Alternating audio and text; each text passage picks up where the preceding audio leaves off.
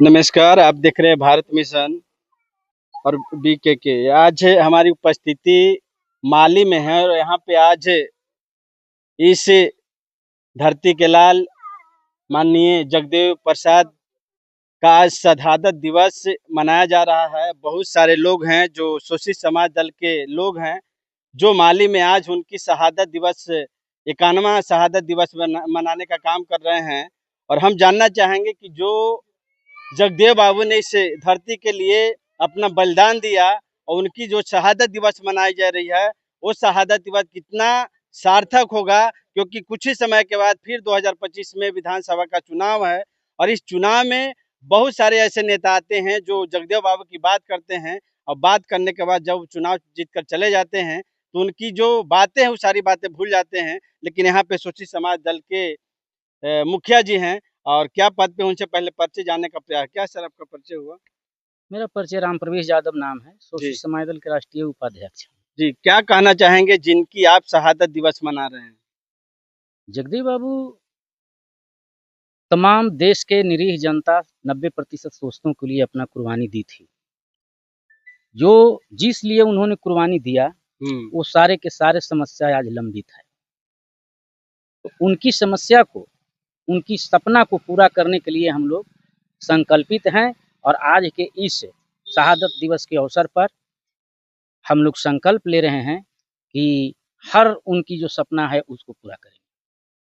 Sir, कुछ दिन के बाद फिर चुनाव होने वाली है, आपके पार्टी से भी उम्मीदवार हैं। क्या शोषित समाज दल को यहाँ से उम्मीदवारी लोग जिताना चाहेंगे? बिल्कुल जिताएंगे, इसलिए कि यह सीट तो शोषित समाज दल का जीता हुआ सीट है। और जब जीता हुआ जगदेव बाबू जब यहाँ से जीते थे तो उस समय यहाँ पर विकास का गंगा बहा था और उसी में से कुछ कार्य आज अधूरा है, जैसे पुनपुन परियोजना का कार्य बन करके ढांचा तैयार है, बराज बन गया है, लेकिन पानी खेत में नहीं जा रहा है। तो इसलिए उस पानी को पहुंचाना मुख्य उद्देश्य है। हमारे उम्मीदवार शोषित समाज दल के विनोद कुमार अर्जक जी यहाँ हुए हैं, उनको हम लोगों ने लाया है। हम कुर्था विधानसभा क्षेत्र के तमाम मतदाताओं से अपील करते हैं कि उनको आप अपना बहुमूल्य वोट दे करके उनको जिताइए और जगदेव बाबू को जो अधूरा सपना है उसको पूरा करने के लिए संसद में आवाज बन करके भेजिए। बहुत सारे दल के नेता आते हैं, वो भी वादा करते हैं कि जगदेव बाबू का जो सपना था हम पूरा करेंगे, हमको मौका दीजिए, और जब वो जीत जाते हैं तो भूल जाते हैं। देखिए, दोहरा चरित्र के नेताओं से यहाँ की मतदाता को सावधान होने की जरूरत है। जो दोहरा चरित्र के नेता हैं वो इसी प्रकार का भाषा बोलते हैं और वो जब जीत जाते हैं तो वो पूंजीपतियों के लिए काम करते हैं, इसलिए आम जनता के काम जगदेव बाबू के कहे हुए आधार पर नहीं उतर पाते हैं। नरेंद्र मोदी, नीतीश कुमार और लालू यादव, एक नए पार्टियां है प्रशांत किशोर जी, ये भी कहते हैं कि जो जगदेव बाबू का सपना है वो पूरा करेंगे। क्या सही बात है? हाँ, ठीक है। देखिए, आप जानते हैं कि जनता दल जब बना 1974 में जेपी आंदोलन के उपजे हुए ये लोग नेता हैं, लालू जी हों, नीतीश जी हों या और अन्य नेता जो हैं, ये सब जेपी आंदोलन के प्रोडक्ट हैं। और जब 90 में जनता दल बना उसका ये लोग नेतृत्व किए, लेकिन जब जनता दल टूटा तो कुछ यहाँ गिरा, कुछ वहां गिरा, कुछ वहां गिरा, जिसका नेतृत्व लालू प्रसाद यादव और माननीय नीतीश कुमार जी कर रहे हैं। उसी में अब जो है से नेतृत्व करते करते लालू जी ने यहाँ के शोषित दलित वंचित लोगों को बोलने का साहस दिया, ताकत दिया। नीतीश कुमार जी ने रोड बनाया, गली बनाया, नली बनाया, बिजली लाया, तमाम ऐसे महिला सशक्तिकरण को माने सबल बनाया। लेकिन अब सवाल पैदा है कि जो मूलभूत समस्याएं थी, बेरोजगारी का, शिक्षा का, वो चीज ये लोग पूरा नहीं कर सके। उस चीज को पूरा करने के लिए तीसरा विकल्प की जरूरत है। आज आप जिनको नाम लिए प्रशांत कुमार जी को, वो पूरे बिहार में तीसरा विकल्प इन लोगों के खिलाफ खड़ा कर रहे हैं।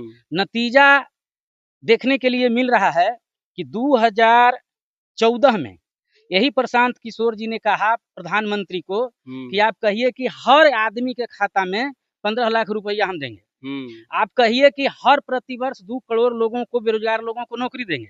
लेकिन जब वो जीत गए, प्रधानमंत्री के कुर्सी पर चले गए, तो ये 15 लाख रुपया कहाँ चला गया, 2 करोड़ नौकरी कहाँ चला गया, पता नहीं चला। हमको लगता है कि जिस प्रशांत किशोर जी ने इस तरह का, चूंकि उन्हीं के कथनानुसार, उनकी बातों को सुनने पर ये मैं बता रहा हूँ, जो वो कहते हैं कि हम प्रधानमंत्री बनाने में कंधा लगाया, तो हमको लगता है कि जो काला धन के नाम पर 15 लाख हर लोगों को खाता में पैसा भेजने की बात करते थे, तो ये लोग सब मिल करके इसका मतलब कि बांट लिए, वही पैसा लेकर के बिहार में वो आए हैं और अपना जो है से सब कुछ जो है से कर रहे हैं, और तीसरा विकल्प इनके खिलाफ खड़ा कर रहे हैं। रह गई बात कि लालू और नीतीश जी के खिलाफ ही बात कर रहे हैं।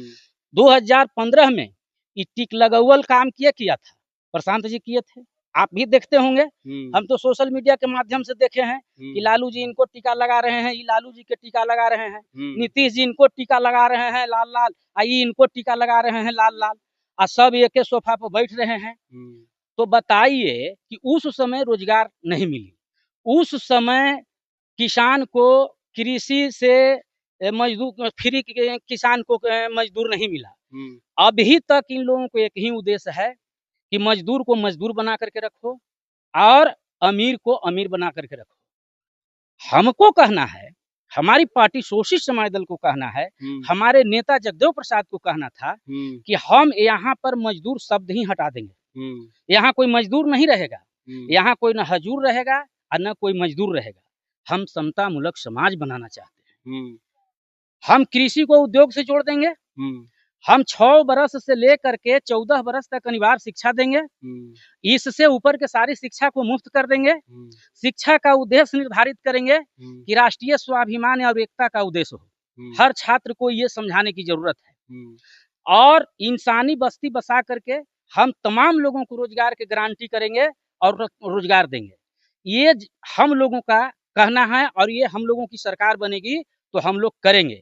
लेकिन इन लोग ये काम नहीं करना चाह रहे हैं। ये लोग काम कर रहे हैं कि 12,000 रुपया दे दो, 10,000 रुपया दे दो, 1100 रुपया पेंशन दे दो, इन लोगों को मजदूर बना करके ही रखो, इन लोगों को मालिक नहीं बनने दो। हम लोगों को कहना है कि हम लोग इन लोगों को मालिकाना हक देंगे, ये सब मालिक होंगे, सब चीज में इनका अधिकार बराबर होगा।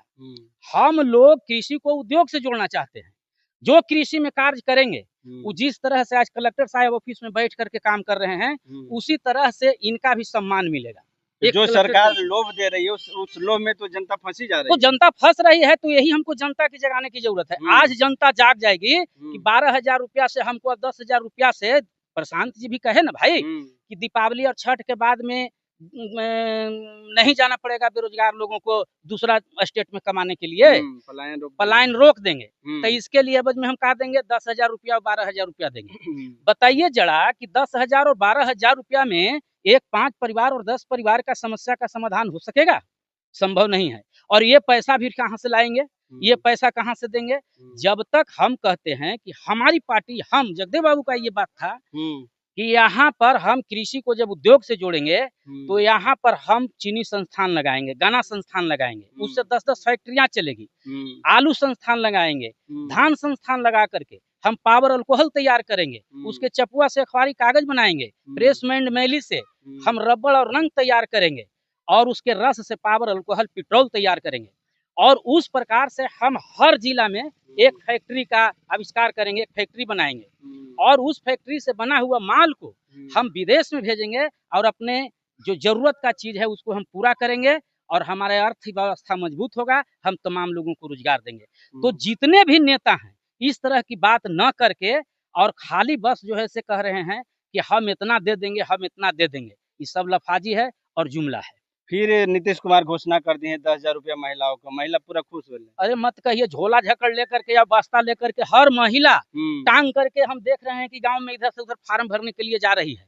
अब बताइए कि 10,000 रुपया में बकरी दे रहे हैं लेने के लिए, एगो के कह दिए कि जाके बकरी के दवाई पिलाओ, गल जिपका जिपका जिसको कहते हैं। बताइए कि वो बकरी चरवाएगा ना अपना बाल बच्चा से? अरे जिसके घर में 10 गो बकरी रहेगा उसका बच्चा क्या करेगा जी? बकरी चरावेगा ना।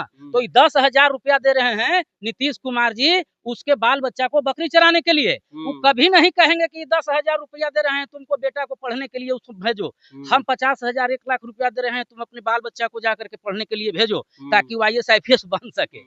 लेकिन यहाँ स्थिति है, एक बात तो मैंने कहा है आपको कि यहाँ सवाल है कि यहाँ मजदूर को मजदूर बना करके रखने का रणनीति चल रहा है, क्योंकि इसलिए कि ये लोग सब के सब नेता पूंजीपतियों के दबाव में हैं और कहीं न कहीं ये लोग चाहते हैं कि हमारे समकक्ष और हमारे बराबर हो जाएगा तो निश्चित रूप से हमारी राजनीतिक दुकान बंद हो जाएगी। एक और लोभ दिए हैं कल ही के डेट में नीतीश कुमार, जो स्टूडेंट क्रेडिट कार्ड का उन्होंने घोषणा किया था, उसमें जो ब्याज था वो मुफ्त कर दिए। वो देखिए स्टूडेंट क्रेडिट कार्ड को ब्याज मुफ्त कर दिए, वो सारी समस्या को, साइकिल योजना चला दिए थे, सारा योजना चला दिए थे, तो कितना लोगों को समस्या का समाधान हो गया। तो फिर 10,000 का लगे दे रहे हैं, फिर 2 लाख रुपया का के लिए देने के लिए कह रहे हैं। जब समस्या का समाधान जड़ से खत्म करना चाहते हैं तो अगर शोषित समाज दल की मांग है तो इसको अर्थशास्त्री से मुआयना करा लें कि इस पर कितना खर्च होगा और कितना उद्योग लगाने में खर्च होगा और कितने लोगों को, जितने भी हमारे लोग हैं उनको रोजगार देने में खर्च आएगा और वो रोजगार से हमको कितना आमदनी होगा और उस आमदनी से हमारा आर्थिक स्थिति मजबूत होगा। और जब मजबूत होगा तो आवश्यकता के चीज ले करके और जो बचेगा उसको हम विदेश भेज सकते हैं। इसका सर्वे करा ले अर्थशास्त्री से, क्या दिक्कत है। लेकिन ये लोग ये नहीं करना चाहते हैं। ये लोग घुल मिल करके दोहरा चरित्र के नेता हैं, समझे कि नहीं। अपना चेहरा चमका लेना, बाल बच्चा के चेहरा चमका लेना, अपना घर चमका लेना और हवाई जहाज के टिकट लेकर के हवाई जहाज पर उड़ लेना, बस यही उनका है। और आम जनता का चेहरा जैसा काला है वैसा काला है। आम जनता का बाल बच्चा जिस स्कूल में पढ़ रहा है वो स्कूल में पढ़ रहा है। आम जनता के बच्चा जिस तरह से भैंस पहले चराता था, गाय चराता था, बकरी चराता था, उस तरह से आज भी चराते रहे।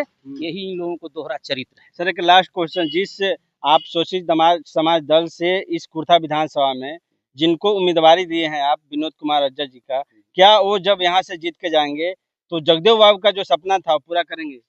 बिल्कुल पूरा करेंगे, निश्चित रूप से पूरा करेंगे, इसलिए कि सिद्धांतवादी आदमी हैं और ये जाएंगे तो हम उम्मीद करते हैं कि निश्चित रूप से जितने भी 243 जीत करके आवेंगे विधायक, उसको में से कुछ सामंती प्रवृत्ति के लोग जीत करके विधानसभा में जाएंगे जो इनको बोली पर प्रतिबंध लगाएंगे। लेकिन हम समझते हैं कि ये नहीं बोलने से मानेंगे और ये अपना बोली से पूरे बिहार के पिछड़ा, अति पिछड़ा, दलित, अल्पसंख्यक, मुस्लिम लोगों को, विधायक को एकत्रित करके और शोषित समाज दल की सरकार बना करके शोषितों को अधिकार दिलवा देंगे। चलिए सर, बात करने के लिए बहुत बहुत धन्यवाद।